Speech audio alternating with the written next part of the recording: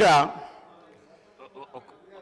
దయ్యాలు వేదాలు వల్లించినట్టుగా 10 సంవత్సరాలుగా ఆర్టీసీని చంపి ఆర్టీసీ ఉంటుందా పోతుందా తీసేస్తామనేటువంటి పరిస్థితులలో ఒక ఎగ్జిక్యూటివ్ డైరెక్టర్ రిటైర్ అయిన ఎండీగా పెట్టి ఆర్టీసీకి జవాబు చెప్తున్నా మీరు జవాబు చెప్తా ఉన్నా ఇలా 10 సంవత్సరాలుగా ఎప్పుడైతే మనం కమిటీ కాలేమో ఒక కమిటీ వేసి 10 సంవత్సరాలుగా చేయనటువంటి వీళ్ళు ఎలక్షన్ల ముందట ఎటువంటి సంప్రదింపులు లేకుండా ఏమి చర్చలు లేకుండా కనీసం ఆర్టీసీ యాజమాన్యంతో కూడా మాట్లాడకుండా అదరబదర తీసుకొచ్చి మళ్ళీ దానికి రాజకీయ రంగం పులవడానికి కార్మికులను రెచ్చగొట్టి గవర్నర్ అనుమతిస్తలేరు గవర్నర్ దగ్గర ఇంటికి పోయి ప్రొటెస్ట్ చేయించేటువంటి రాజనీతి చేసిన వీళ్ళు ఇలా మాట్లాడుతున్నారు. ఆర్టీసీ కార్మికులకు సంబంధించి గౌరవ సభ్యులు అడిగినట్టుగా ఆన్సర్ చెప్తున్నా ఒప్పుకోండి. అదేవిధంగా ఈరోజు తప్పకుండా సార్ అసలు వీళ్ళు కార్మిక సంస్థలు రద్దు చేసి ఇవాళ యూనియన్లకు సంబంధించినటువంటి వీళ్ళు మాట్లాడుతూ ఉన్నారు. ఇలా పునరుద్ధరణ గురించి వాళ్ళకి ఏమవుతుంది, ఎవరు రద్దు చేసినారు, ఎందుకు రద్దు చేసినారో ముందు మీరు ఆ కార్మికులకు క్షమాపణ చెప్పి ముందు అడగండి ఒక్కసారి. మీరు యూనియన్లు రద్దు చేసి మీరు ఆర్టీసీ గౌరవ అధ్యక్షులు మీరు మీ కుటుంబ సభ్యులు ఉండి వాళ్ళు అన్నమో రామచంద్ర అంటుంటే కూడా చచ్చిపోతే కూడా 50 రోజులు సమ్మె చేస్తే పట్టించుకొని మీరు ఒక్క బస్సు కొనే అధ్యక్ష 10 సంవత్సరాలుగా గౌరవ ముఖ్యమంత్రి గారు మా ప్రభుత్వం వచ్చిన తర్వాత బరాబరిగా ప్రభుత్వం బస్సులు కొన్నది. అంతేకాదు 2013 నుంచి పెండింగ్ లో ఉన్నటువంటి 280 కోట్ల బకాయిలను మేము బాండ్ రూపంలో ఉంటే ఇచ్చిన 80 కోట్లు పేమెంట్ అయింది. ఆన్లైన్ లో యాజమాన్యం ఇతర అవసరాల గురించి కలుగుతా ఉంది. ఇంకొక మాట అడిగినారు అధ్యక్ష, మేము ఎన్నడూ మా ప్రభుత్వం వచ్చిన తర్వాత కార్మికులకు సంబంధించిన పిఎఫ్ కావచ్చు కోఆపరేటివ్ సెస్ ₹1 ముట్టలే. 4000 కోట్ల బకాయిలు వాళ్ళ సంస్థ కార్మికుల సొమ్ము వాడుకున్నారు అధ్యక్ష.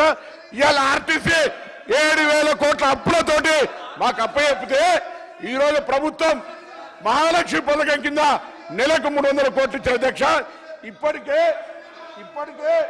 70 కోట్ల మంది మహిళలు ప్రయాణం చేస్తే అధ్యక్ష 2400 కోట్ల రూపాయలు ఆ మహిళల పేరు మీద వచ్చినటువంటి సొమ్మును 2,000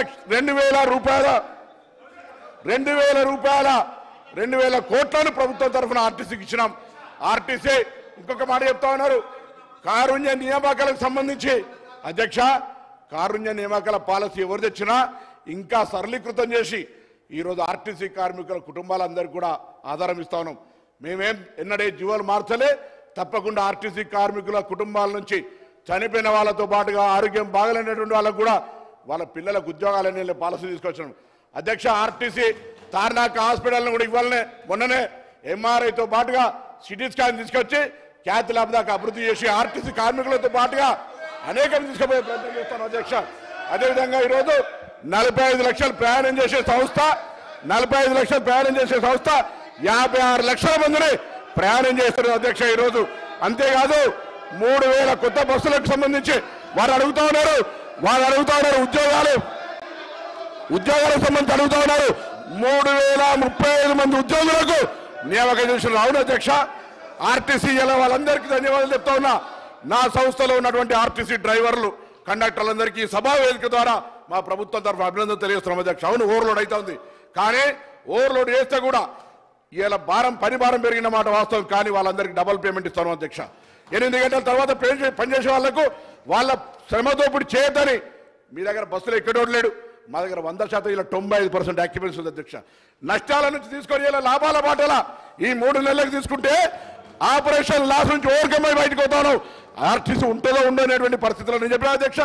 ఒక ఎగ్జిక్యూటివ్ డైరెక్టర్ ఈ సందర్భంలో చెప్పాలి వాళ్ళ బంధు ఎగ్జిక్యూటివ్ రిటైర్డ్ డైరెక్టర్ ఎండీగా పెట్టి సంస్థ నడిపిన అధ్యక్ష.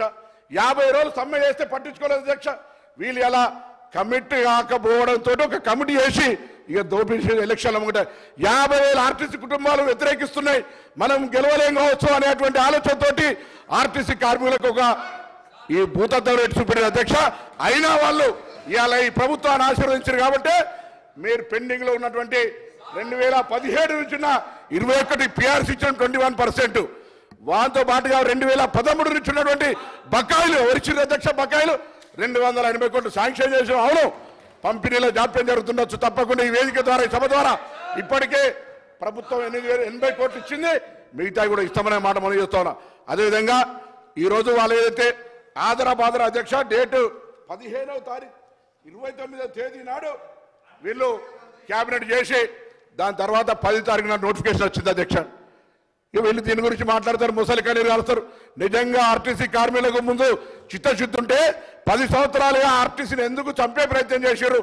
ఆర్టీసీని మొత్తంగా ఆస్తులను వాళ్ళ సంస్థలో ఉన్నటువంటి వాళ్ళ పార్టీ నాయకులకు అప్పనంగా అప్పచెప్పినటువంటి పరిస్థితి కాదు అధ్యక్ష. ఇలా తక్కువ ధరలకు అప్పచెప్పి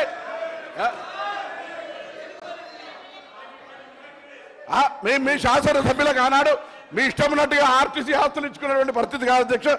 ఈ రోజు ఇటువంటి పరిస్థితులలో గౌరవ సభ్యులు ఆనాడు ఆర్టీసీల సంక్షేమానికి కృషి చేస్తా అని పాపం ఆయన మాట ముఖ్యమంత్రి గారు వినకపోతే ఇటు ఆర్టీసీ కార్మికుల ఒత్తిడి అటు పెట్టి ఆఖరి సంఘాలనే బద్దు చేసినటువంటి వీళ్ళు మాట్లాడితే ఎట్లా అధ్యక్ష?